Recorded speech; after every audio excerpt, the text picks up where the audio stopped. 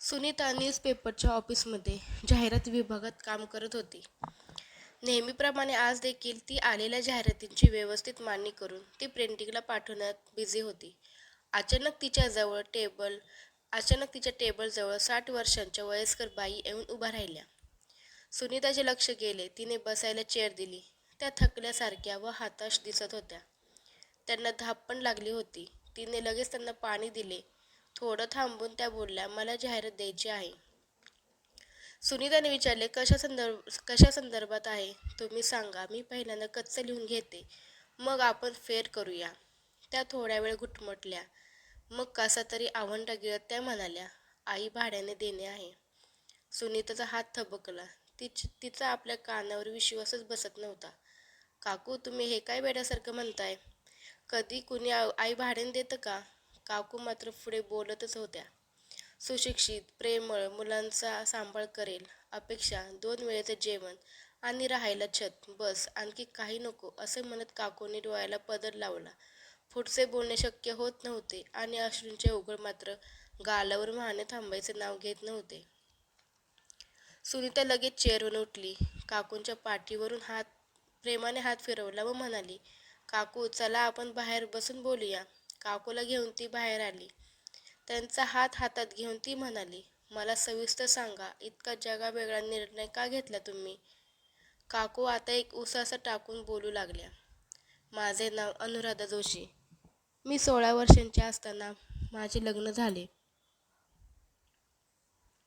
घरात मोठी असल्यामुळे सर्व जबाबदारी माझ्या ह्यांच्यावर होती.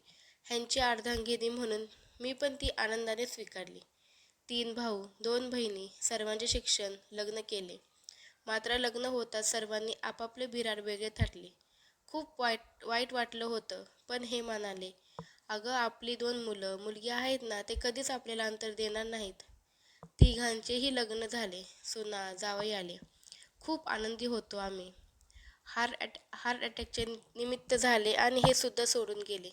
मी स्वतःला समजवले, मी कुठे एकटी आहे. मुलं, सुना, जावई, नातवंड, माझ्या भोवती तर गोकुळच आहे.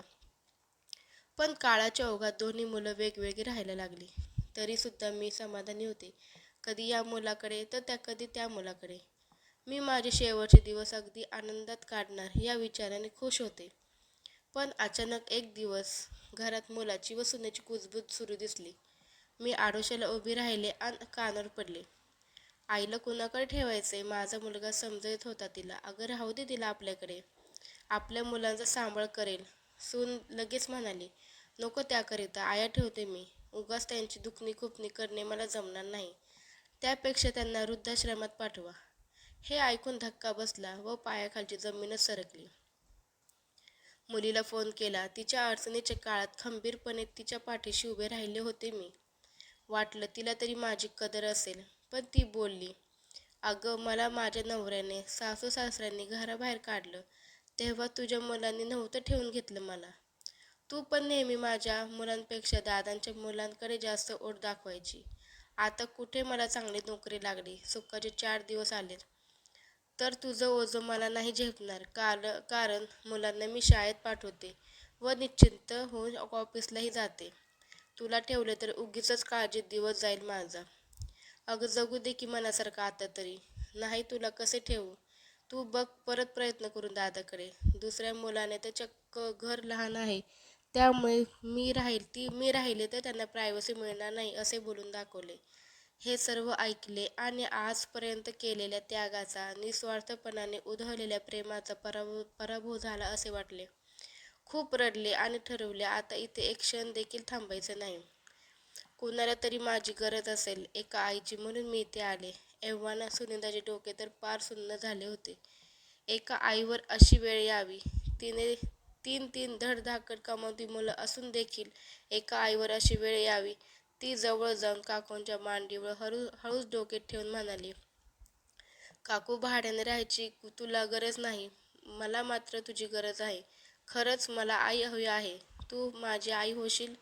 मुलगी म्हणून मलाच भाड्याने घे ना." असे म्हणत सुनीता काकूंना घेऊन फ्लॅटकडे निघाले. चेहऱ्यावर एक वेगळे समाधान सुनीताचे होते.